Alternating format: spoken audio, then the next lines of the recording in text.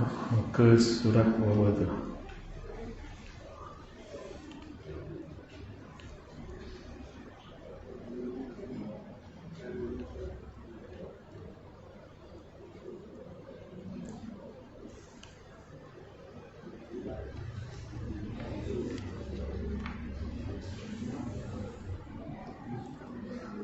Muka surat apa?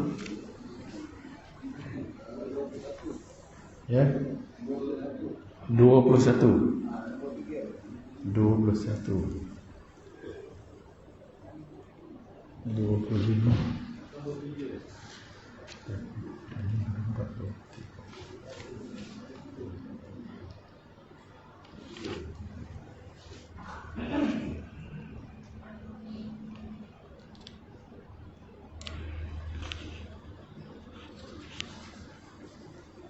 nombor 3. Okey.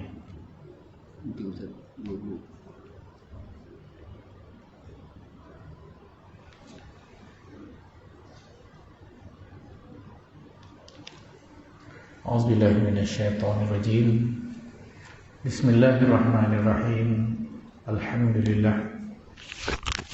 Wassalatu wassalamu ala nabiyyina Muhammad wa ala alihi wa sahbihi wa man tabi'ahu. Subhanaka la ilma lana illa ma 'allamtana innaka antal alimul hakim. Rabbi yassir wa ta'sir ya karim. Wala haula wala quwwata illa billahil azim. Walhamdulillahi rabbil alamin.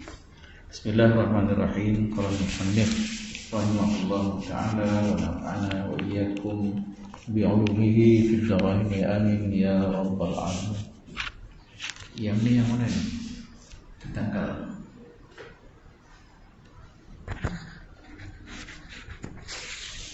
tak pasang kan? Jadi itu dia berkaitan tinggi tak ada.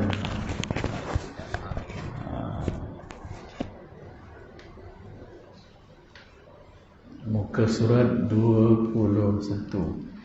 Tajuk pangkal dia ialah fahaman Ahlus Sunnah wal Jamaah.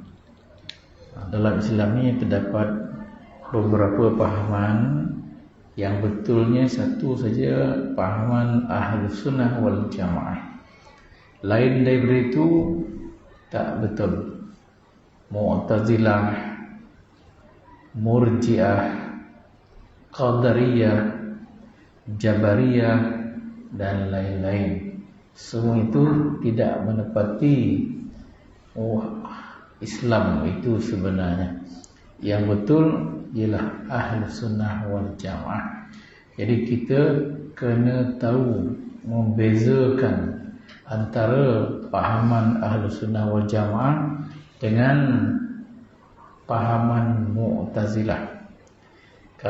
Kalau kita tidak jelas perbezaan pahaman ini, kemungkinan kita akan termasuk dalam golongan Mu'tazilah.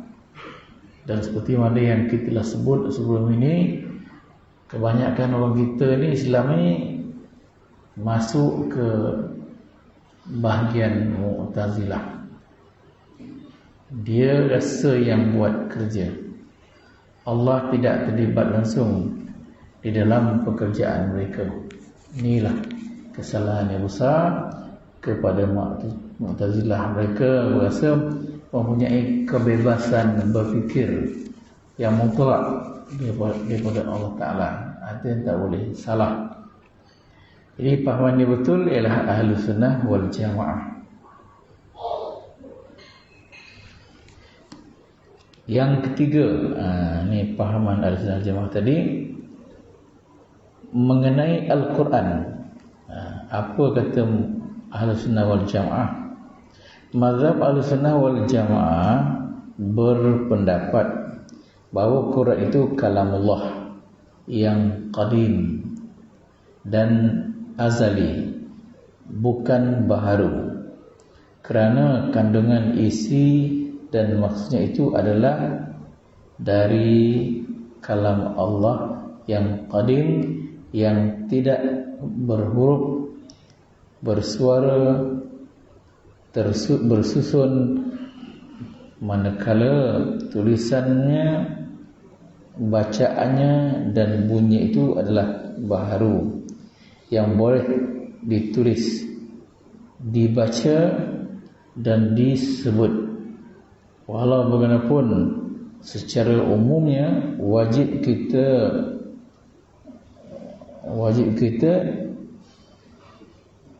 dikatakan bahawa Al-Quran yang tersusun 30 juz itu adalah kalam Allah yang qadim lagi azali.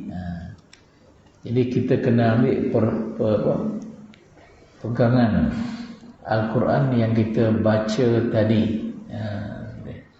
Al-Quran yang kita baca tadi dan seluruh kandungan Al-Quran 30 juz itu adalah kalamullah.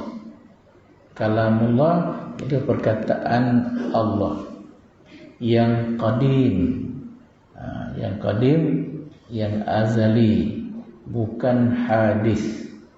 Itu yang itu. Jangan kita kata kalau ada hadis, itu salah. Asalnya kalamullah itu tidak berhuruf, tidak bersuara dan tidak bersusun.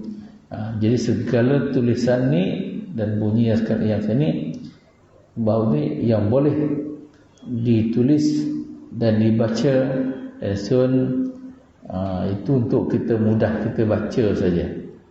Walaupun secara umumnya wajib kita etikadkan bahawa Al-Quran itu adalah kalamullah yang qadim.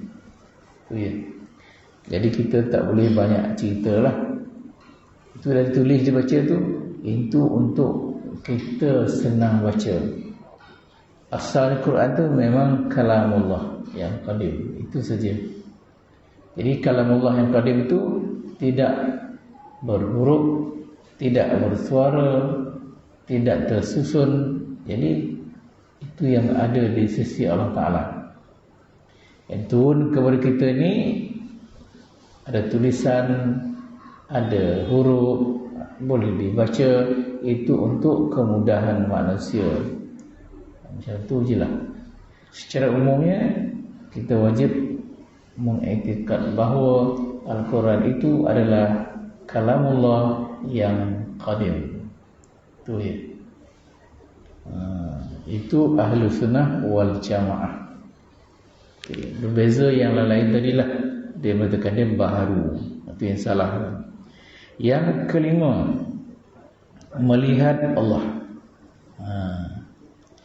Mengikut fahaman ahlu sunnah wal jamaah bahawa melihat Allah bagi orang-orang mukmin di akhirat kelak adalah harus pada akal dan wajib pada hukum syarak, kerana Allah itu zat yang maujud. Yang maujud tu kalau kisi bahasa tak cantik lagi. Zat yang wujud. Tu kalau tuan-tuan nak betul pen boleh kata zat yang wujud. Kalau maujud itu mana yang dijadikan, yang diadakan dari segi bahasa Arab lah. Jadi maujud tu isim maf'ul daripada wajada yajidu. Jadi maujud isim maf'ul yang diadakan. Sedangkan Allah Ta'ala itu bukan diadakan, dia memang tersedia ada. Atau dia kata wajibul wujud. Macam tu. Ini penulisan macam ni yang bahaya ni.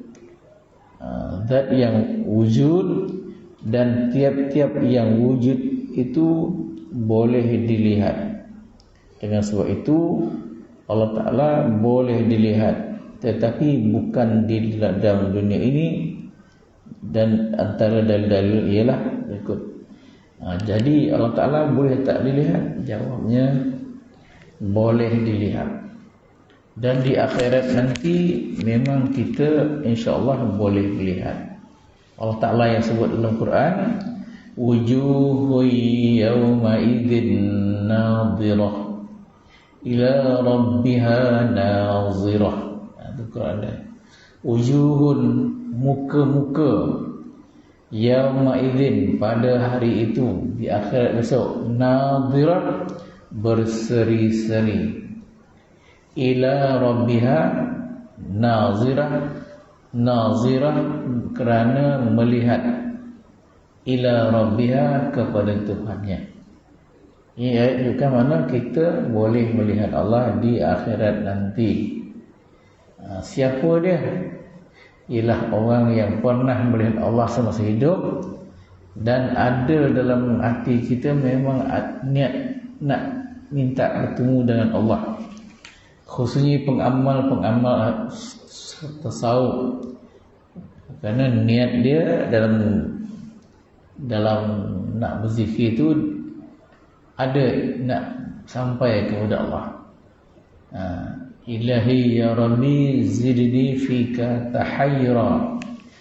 Bukakan hijab dari Allah, masukkan ilmu-ilmu yang sir-sir, yang memberi manfaat dunia dan akhirat. Maksud sir-sir itu ialah melihat Allah antaranya. Itu sebabnya dalam hidup ni, kalau seseorang telah sampai melihat Allah Ta'ala, khususnya di dalam pana uzat. Dalam tasawuf ada pana bilah. Pana uzat tu bila pana dalam zat Tuhan, dan itu yang dah sampai ke situ dipanggil al-jannatul mu'ajjalah, syurga yang disegerakan. Itu maksudnya. Jadi siapa yang dapat syurga yang segera ni, syurga di akhirat besok, dia tak nak lagi dah. Punyalah besar nikmat melihat Allah Subhanahu wa taala tu. Itu dia. Jadi harus melihat Allah di dunia ini dan di akhirat nanti. Itu ya. Contoh Rasulullah sendirilah pernah melihat Allah Ta'ala di dalam masa Isra dan Mi'raj. Dan begitu juga wali-wali Allah yang sampai kepada arif billah, sampai kepada pana uzat, memang dia dapat melihat Allah Ta'ala yang mukhalafatuhu ta'ala lil hawadith. Itu maksud dia. Kemudian hadis yang menunjukkan kita boleh sampai bertemu Allah. Yang pertama, hadis yang diriwayatkan oleh Jarir bin Abdullah berkata, suatu masa Rasulullah SAW melihat bulan penuh purnama, lalu baginda bersabda, innakum satarawna rabbakum ayanan kama tarawna hadzal qamar la tadammuna fi ru'yatik. Bukhari Muslim. Innakum, sesungguhnya kamu, kata Nabi, satarawna, akan melihat, rabbakum, Tuhan kamu, ayanan, secara jelas.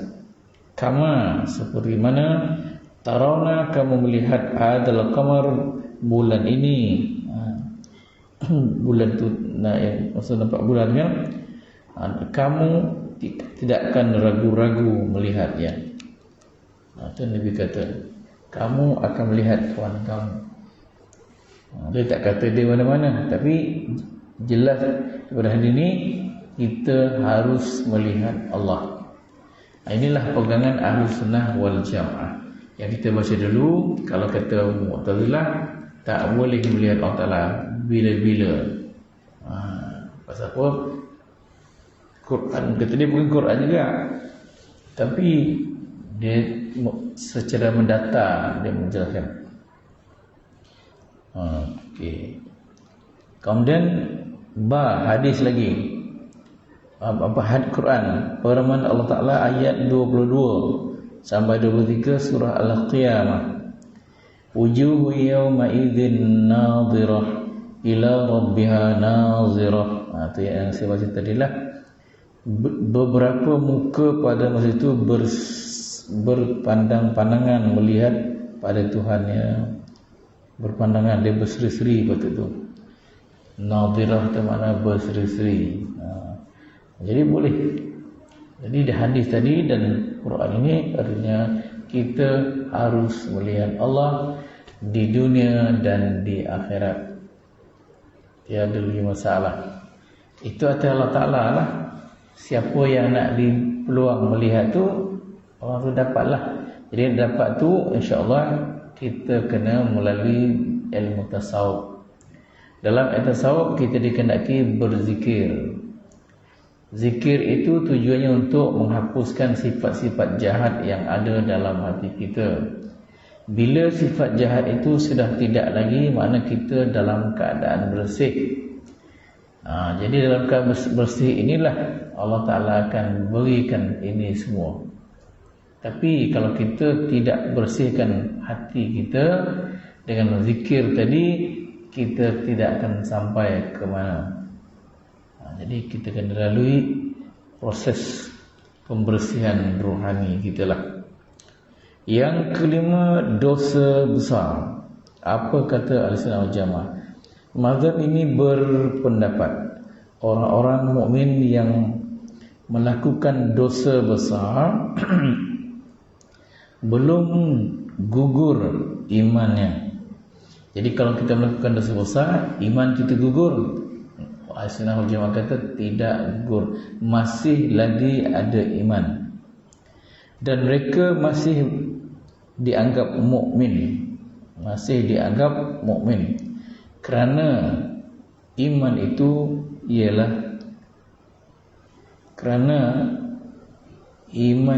ialah amalan hati.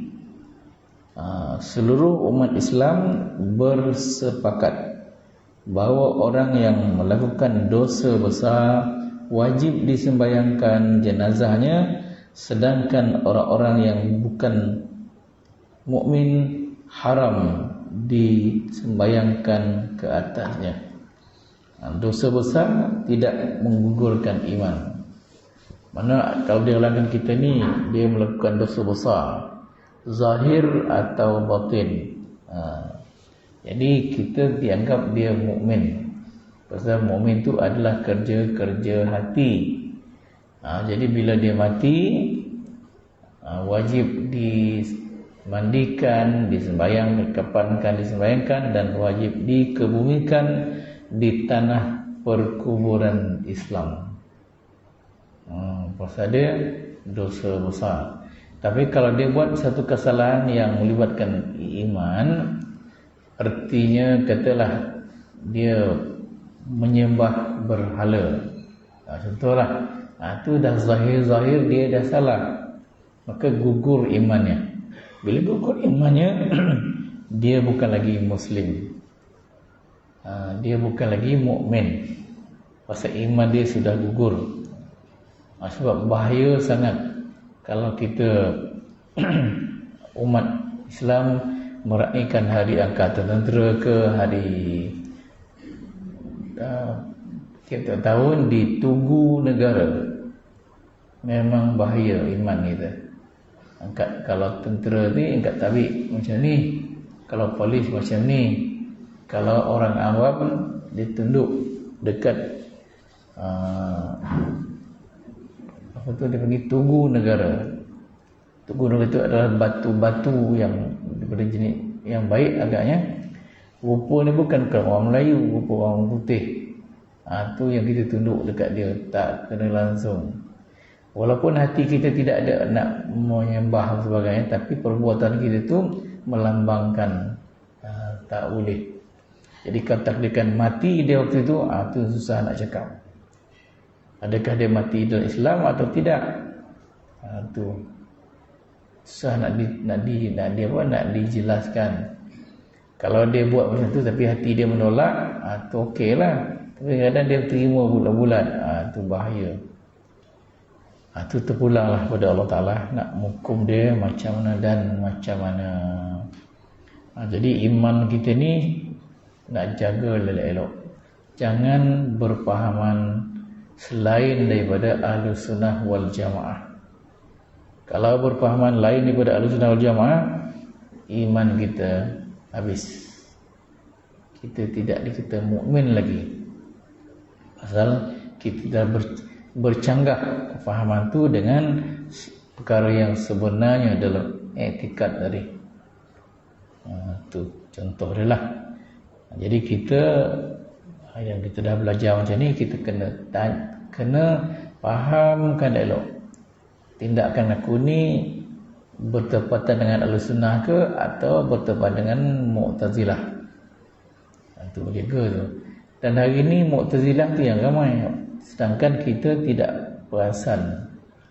Selalu kita cakap, ini kalau tak ada saya benda ni tak jadi. Nampak? Itu Mu'tazilah lah dah. Kalau tak ada saya tak jadi. Saya saja yang boleh buat benda ni. Saya saja yang. Jadi kalau dalam mazhab dia panggil anani namanya. Semua dia yang buat. Okey. Kita mesti serah pada Tuhan. Zahirnya saya yang buat. Hakikatnya Allah Ta'ala yang menentukan. Itu sebabnya hasilnya jadi atau tidak, itu adalah ketentuan Allah. Macam itulah. Semua dia. Kita belajar sekarang ni kan, zahirnya kita belajarlah. Saya bercakap dan Tuan dengar. Jadi apa-apa yang Tuan dapat banyak atau sikit, itu Allah Ta'ala lah yang menentukan. Jadi kita belajar ni, ada yang faham dan ada yang dapat penuh, ada yang tidak berapa faham dan sebahagian dia faham, dan mungkin ada yang tak faham langsung. Ini adalah semua daripada ketentuan Allah. Dan macam yang mengajar pula kan, jangan risau. Kita kerja kita sampaikan saja. Hidayah Allah. Jadi yang mengajar ni tidak boleh beri hidayah. Dia hanya tabligh saja. Yang tu tak lebih daripada itu. Jadi kalau saya menyatakan Nabi macam itulah. Nabi dia tabligh saja.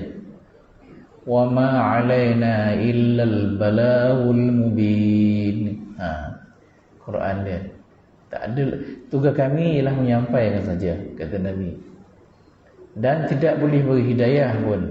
Kalau beri hidayah tentulah Abu Lahab, Abu Jahal, Abu Talib, semua Islam. Ini tak. Jadi dia hanya menyampaikan dia. Jadi soal hidayah Allah Ta'ala. Tuhan pun dah kata dalam Quran, innaka la tahdi man ahbabta. Engkau tidak boleh memberi hidayah kepada orang yang engkau sayang. Kata Allah Ta'ala. Tapi Allah beritahu Muhammad, engkau tidak boleh memberi hidayah kepada orang yang engkau sayang. Walakin Allah, tetapi Allah Ta'ala lah yahdi man yasha, akan memberi hidayah kepada orang-orang yang dia kehendaki. Itu saja. Tugas Nabi setakat itu saja, tak lebih. Macam itulah, segala-galanya Allah. Jadi yang menentukan kita ni Allah. Okey ke tak okey, Allah. Sebab tu kita nak jadi okey tu kena belajar, kena minta. Belajar perintah Tuhan, minta pun perintah Tuhan, dan Allah yang menentukan. Itu saja, tak lebih begitu. Kita jangan kata dan boleh, tak ada hal ni semua dah. Itu bahaya. Bahasa macam tu sangat bahaya. Okey. Seterusnya tokoh-tokoh ilmu tauhid. Dalam tauhid ni tokoh dia Abu Hasan Al-Asy'ari, Abu Mansur Al-Maturidi, Hasan Al-Basri. Ini tokoh-tokoh dalam ilmu tauhid. Jadi bila sebut ilmu tauhid, inilah orang yang kita pegang hari ini, Ahlussunnah wal Jamaah. Dibawa dari inilah Abu Hasan Al-Asy'ari, Abu Mansur Al-Maturidi, dan Hasan Basri. Hasan Basri ini sahabat. Abu Hasan Al-Asy'ari, Abu Mansur Al-Maturidi ini tabi'in. Semua tabi'in yang dekat Rasulullah ialah Hasan Basri. Okey, kita baca sikit. Abu Hasan Al-Asy'ari, tokoh-tokoh ilmu tauhid. Kalau kita belajar ilmu fiqh, tokoh-tokoh dia ialah Imam Malik, Imam Syafi'i, Imam Hambali, Ahmad bin Hanbal, Imam Hanafi. Itu 4 yang diakui, yang ada pengikut-pengikutnya. Ada tak lain-lain mazhab? Ada. Tapi mazhab itu dah kecil lah, macam mazhab Az-Zahiri dan sebagainya lah. Ada, tapi dia punya pengikut dia boleh katakan hampir sikit sangat. Jadi yang ramai sekali ialah mengikut mazhab Syafi'i, kemudian Maliki, kemudian Hanafi, dan kemudian Hambali. Jadi di dekat negara Arab banyak Maliki, macam itulah. Di India banyak Hanafi, macam itulah. Wallahu alam. Okey, Syafi'i itu ramai di Mesir. Dan di Asia Tenggara kita ni kebanyakannya ialah ikut mazhab Syafi'i. Kenapa pula? Pasal orang-orang di kawasan kita ini belajar agama di Azhar University. Di Azhar University itu dulu kebanyakannya ialah ikut Syafi'i. Maka ilmu yang Syafi'i inilah yang berkembang di tempat kita. Dan kitab-kitab kita ni pun semua kitab Imam Syafi'i. Kitab Maliki tak ada. Kitab Hanafi tak ada. Kitab Ahmad bin Hanbal tak ada. Yang ada Syafi'i. Macam itulah. Jadi kita belajar Syafi'i. Jadi dalam fiqh ni kita ikut mazhab Syafi'i atau bertaklid kepada pendapat Imam Syafi'i. Dan dia akan bertanggungjawab kepada kita dalam bidang fiqh. Itu je lah. Dia akan bertanggungjawab kepada kita dalam ilmu fiqh. Jadi apa yang kita buat dalam ibadat kita hari ini ikut apa kata Imam Syafi'i. Macam itulah. Contohnya lah yang paling mudah. Kita sembahyang baca lafaz niat. Tadi subuh tadi kita baca lafaz niat dia, usalli fardhas subhi raka'ataini ma'muman lillahi ta'ala. Itu dipanggil lafaz niat. Niat dalam hati, aku salat fardu subuh 2 rakaat ikut imam kerana Allah Ta'ala. Itu niat. Jadi ada niat, ada lafaz niat. Jadi kita sekarang ni soalnya lafaz niat tu. Pada Imam Syafi'i, lafaz niat dia, hukum dia adalah sunat. Pada Imam Malik, lafaz niat itu tak boleh sebut. Niat saja. Kalau sebut bid'ah, kata dia lah. Berarti Imam Hanafi pula sama juga macam si Imam Malik. Tapi kalau bila tak sebut tu, walaupun dia kata bid'ah, bila tak sebut usolli itu niat tu payah. Jadi bila sebut usolli fardhu subhi senang niat. Tu boleh sunat kata dia. Kalau dia tak payah sebut usolli itu niat kita okey, tu bid'ah pula kata Imam Hanafi. Jadi kenapa pula dia kata begitu? Sebab Nabi kita ni orang Arab. Kan? Bila orang Arab, niat ni pun dalam bahasa Arab. Itu bahasa mudah dia. Kalau Nabi itu orang Melayu, niat dia bahasa Melayu lah. Aku solat fardu subuh dalam hati. Di mulut pula, aku solat fardu subuh. Jadi mulut baca macam tu, dia macam tak kena lah kan. Dia Allahu Akbar, bahasa dia orang Arab.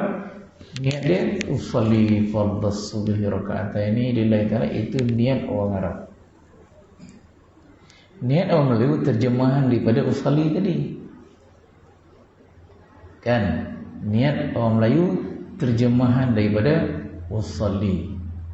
Begitu juga India, yang Muslim tu dia usalli fardal, usalli tu dia baca lah, tapi niat dia cakap Hindu, cakap India. Cina pula dah mati cakap Cina, orang putih pula cakap orang putih. Usalli tu baca lah. Itu maksud dia. Jadi Imam Syafi'i kata sunat, tujuannya untuk menghadirkan niat itu sendiri. Maka dah beza bahawa usalli ya. Lepas tu Imam Syafi'i lah, niat dia ialah antara Allahu Akbar, yang tengah-tengah tu lah niat. Yang lain tu lah macam-macam. Ada nak berdiri tu lah niat dah tu dia. Macam-macam. Jadi itu kita tak payah ikut macam tu. Lepas tu kita dengar di dalam YouTube kena macam-macam. Pedulikan itu. Itu bukan Syafi'i. Okey, kita Syafi'i, ikutlah Syafi'i. Itulah daripada mazhab. Jadi tauhid ini kita berpegang ke mazhab Abu Hasan Al-Asy'ari dan Abu Mansur Al-Maturidi dan Hasan Basri. Itu maksudnya. Siapa dia Abu Hasan Al-Asy'ari? Okey. Dia lahir tahun, kitab tu 260 dan mati tahun 324. Itulah dia betul umur dia bukan tu 60 lebih lah, 64 lah bukan. Abu Hasan Asy'ari. Okey. Nama penuhnya ialah Ali bin Ismail bin Ishaq dari keturunan Musa Al-Asy'ari. Itu sebab dia panggil Al-Asy'ari, keturunan Musa Al-Asy'ari. Nama dia Ali bin Ismail bin Ishaq. Jadi nama dia bukan Abu Hasan. Jadi Abu Hasan itu adalah dia punya laqab. Laqab tu gelaran.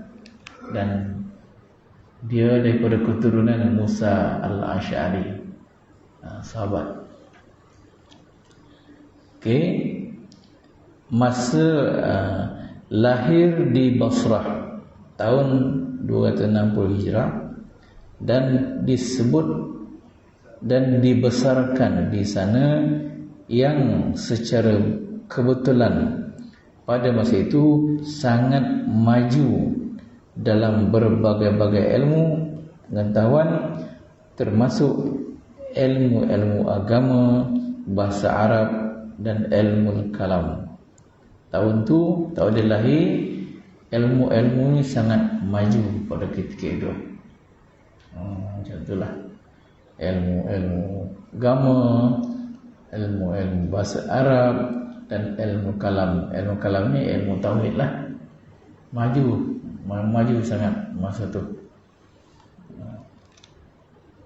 Pada masa mudanya, Abu Hasan terkenal sebagai murid yang termaju dan dalam pelajaran daripada rakan-rakan sepelajaran dengannya. Seorang yang pitah bercakap dan dapat mematahkan hujah-hujah lawan dengan cekap. Cerdik lah orang dia. Kebolehannya dalam ilmu kalam melebihi daripada ilmu yang lain. Ilmu kalam ni dia memang mahir lah. Beliau belajar ilmu kalam dengan Abu Hasan Al-Jabai, seorang yang berzat Mu'tazilah. Dia belajar ilmu tauhid dengan orang yang berpahaman Mu'tazilah. Dan menjadi pengikut Mu'tazilah yang setia asalnya. Tetapi akhirnya beliau keluar meninggalkan mazhab itu dan mengikut mazhab Ahlus Salaf dan mengisytiharkan dirinya bermazhab Ahlus Sunnah wal Jamaah. Mula-mula dia ikut belajar tubuh dia yang berpahaman Mu'tazilah. Nampak? Kita tengok dia udah belajar-belajar tak kena Dia keluar daripada Mu'tazilah, dia mengikut pahaman salaf. Salaf ni yang pegang Quran dan hadis bulat-bulat, itu salaf. Dan dia mula terkenal sebagai ahlu sunnah dan mengistat dirinya bermazhab ahlu sunnah wal jamaah. Nampak, mula berasal Mu'tazilah, tok guru dia Mu'tazilah, tapi tengok tak betul, dia keluar. Jadi dia dah masuk yang salah, dia kemudian dapat yang betul, dia tinggalkan yang salah. Nampak? Okey. Jadi kita ni banyak yang tak faham. Jadi Mu'tazilah terus jadi Mu'tazilah. Kalau boleh kena fahamkan elok. Lepas tu keluar daripada Mu'tazilah, ikut ahlu sunnah wal jamaah, macam Abu Hasan al-Asy'ari. Okey.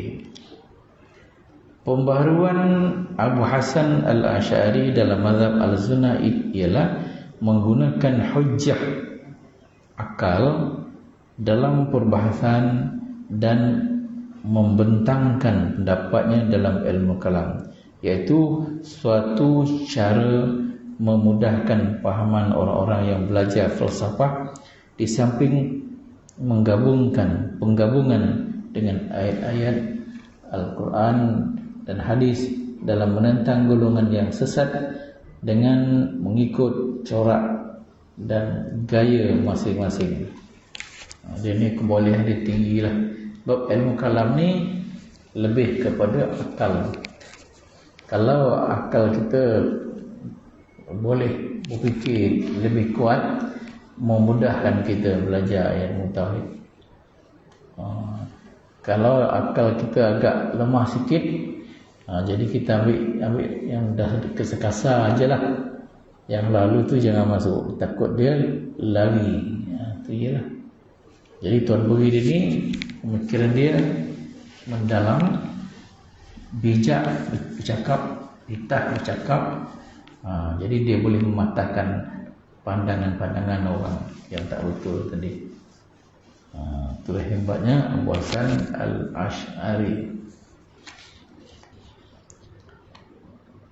Beliau seterusnya banyak mengarang buku-buku kerana menolak pahaman sesat kaum mulhid atau etis. Mulhid ni etis, mana orang yang tidak percaya adanya Tuhan. Okey, panggil etis. Betul, etis berapa tu?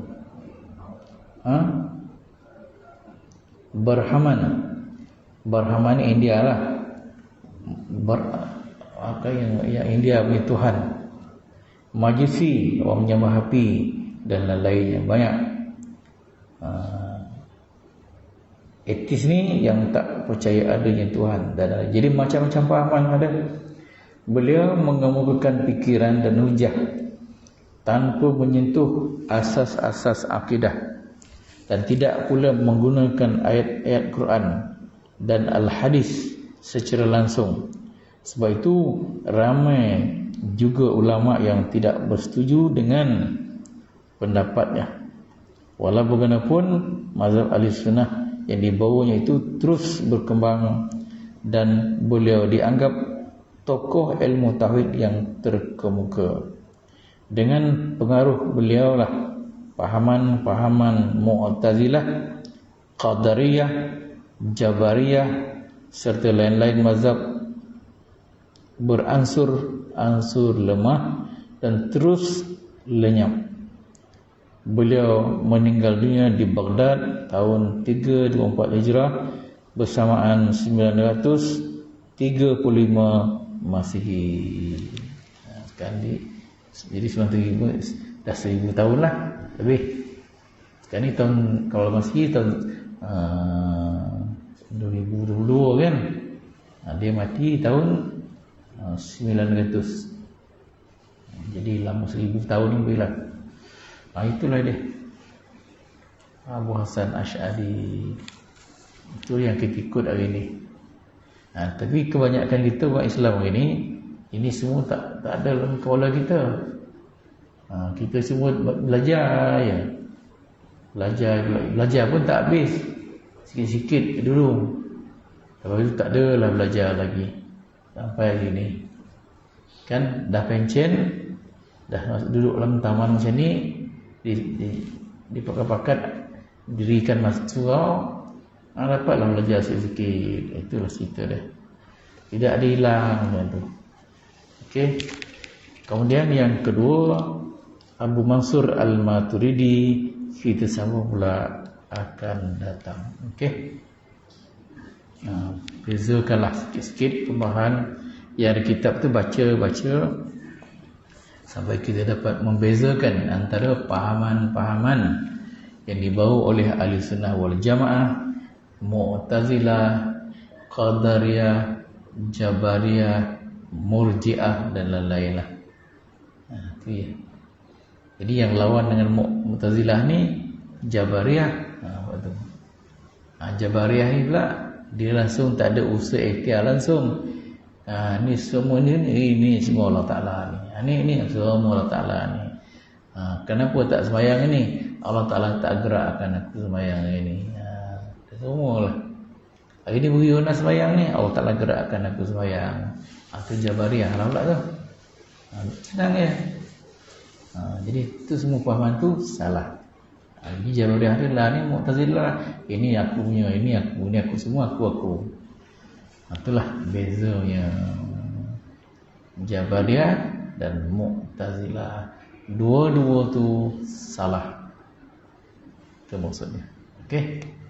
Itu saja. Jumpa lagi muka surat